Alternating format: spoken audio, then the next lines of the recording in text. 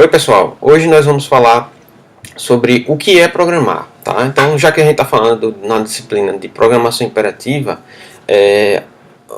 vocês têm que saber primeiro o que é programar, tá? Então, vocês já sabem que os computadores, né, eles são máquinas bastante úteis para a gente, tá? E eles só foram construídos com um único propósito, que é fazer as coisas que a gente pede para eles fazerem, tá?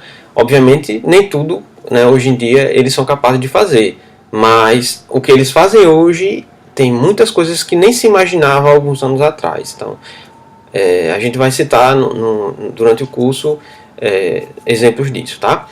Então, para que a gente possa dizer a ele o que a gente quer que ele faça, a gente tem que falar a língua dele, né? Já que ele entender a nossa língua é muito mais complicado, certo?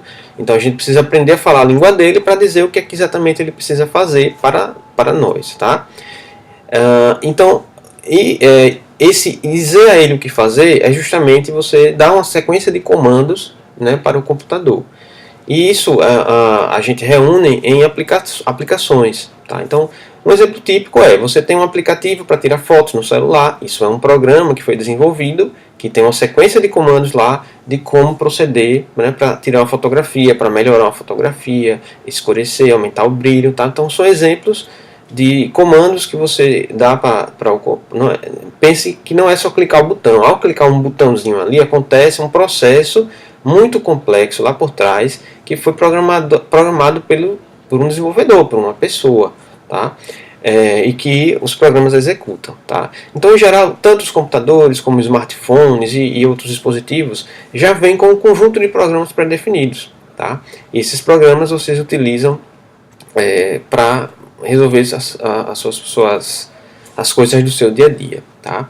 Então, a primeira coisa que vocês têm que entender é o que é um algoritmo, tá?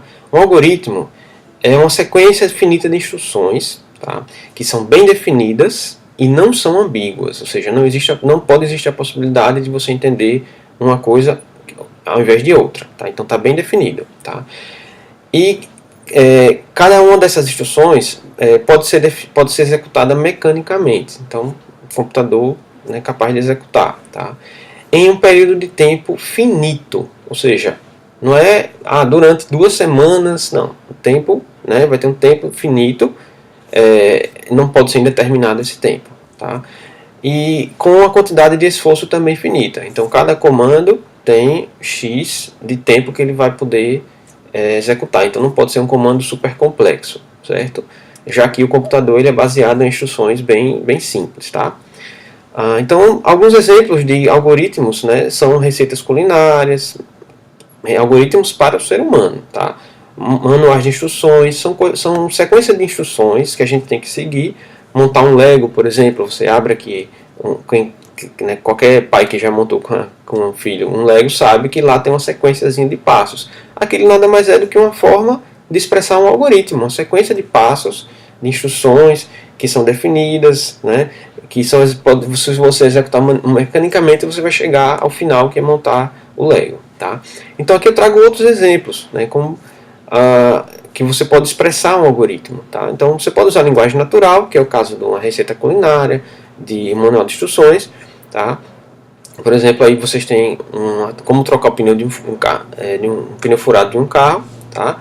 Mas tem também formas que você utiliza uma espécie de um diagrama, tá? Então a gente chama esse especificamente de um fluxograma, certo?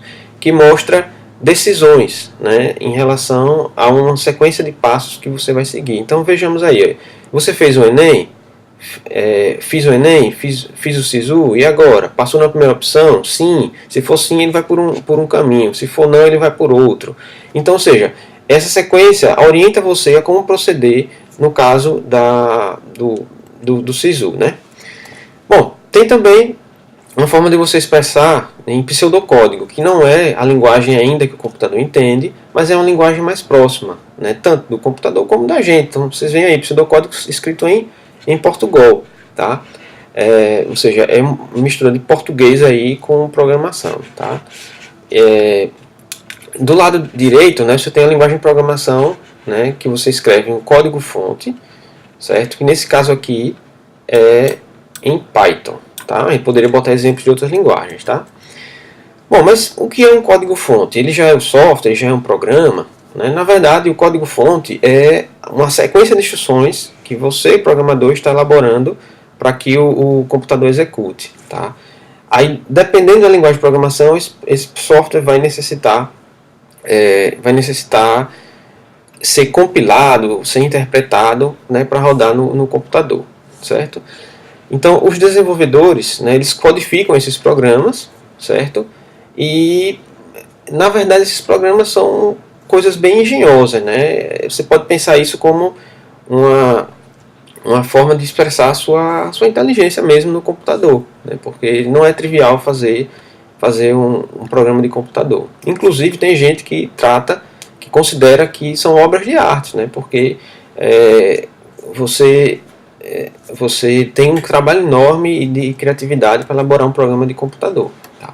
Então vamos ver um exemplo aqui, certo? Suponha que você pegue uma frase dessa, e aí eu digo para você, ó, você tem que contar o número de palavras que tem aí, e também tem que identificar qual foi a palavra que mais apareceu. Então essa é uma tarefa que vai exigir de você uma sequência definida de estudo de passos. Né? Você vai ter que pensar uma forma de resolver isso daí, anotando palavra por palavra. Se a palavra já apareceu, você vai marcando uns pauzinhos. Se não aparecer, você escreve a palavra e bota um pauzinho. Sei lá, é um trabalho, né, que é um trabalho chato, um trabalho que está propenso a erro. Né? E, e aí eu mostro para vocês um exemplo de um programa, tá, que resolve isso daí. Então esse programa em Python, você executa e fornece para ele o nome de um arquivo texto que contém as palavras que você quer contar. Esse arquivo pode ser enorme, mas o Python vai processar e vai lhe dizer qual é a palavra que apareceu mais e quantas vezes ela apareceu, certo? Então nesse caso aqui foi o O, a letra O, a palavra, né, o artigo definido, né, e ele apareceu 4 vezes, tá?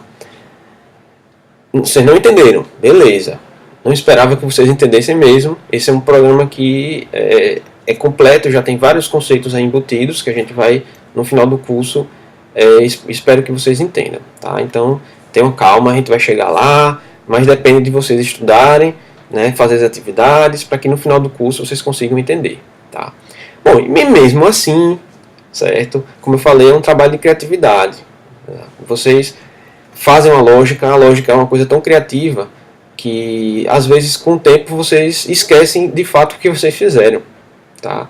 Então quando vocês vão relembrar, pegar um programa que foi feito há 2, 3 anos atrás, vocês nem lembram qual foi a lógica que vocês usaram para resolver aquele problema. Então é uma coisa muito interessante, tá?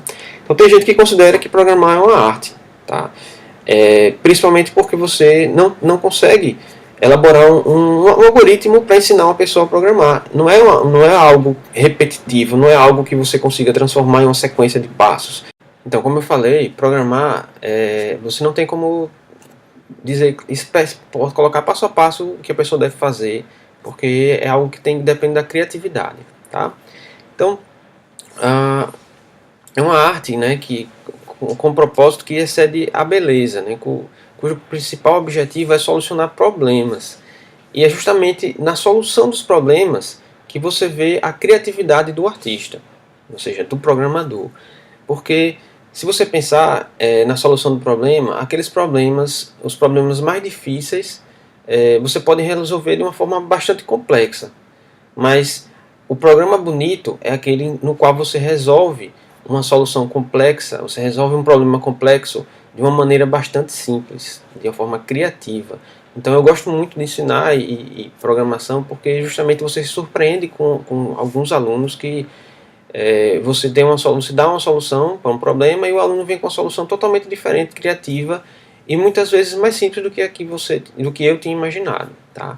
Então a gente costuma, né, dizer que a melhor solução é seguir o princípio, né, proposto aí pela banda Kiss, né, que é o princípio Keep It Simple, né, Stupid. Keep It Simple, Stupid.